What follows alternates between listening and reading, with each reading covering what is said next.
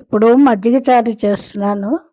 కళాయి పొయ్యి మీద పెట్టుకొని 2 స్పూన్లు ఆయిల్ పోసుకొని, ఆయిల్ మరిగిన తర్వాత కొద్దిగా జీలకర్ర, ఆవాలు,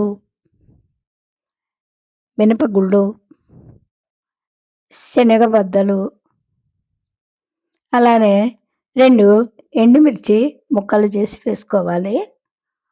తర్వాత అవి వేగిన తర్వాత ఒక కరివేపాకు రెమ్మ వేసుకొని, అందులో ఒక అర స్పూను పసుపు, ఒక అర స్పూను కారము, దానికి తగినంత సాల్టు వేసుకొని, మనము పెరుగుని మజ్జిగలాగా చేసుకుంటాము. అందులో ఈ తాలింపు అందులో పోసుకొని కలయి తిప్పి సన్నగా తరుక్కున్న ఉల్లిపాయ ముక్కలు, పచ్చిమిరపకాయ ముక్కలు కలిపి వేసుకుంటే బావుంటుంది. దీనివల్ల సలవ చేస్తుంది. పిల్లలు, పెద్దలు కూడా తినొచ్చు.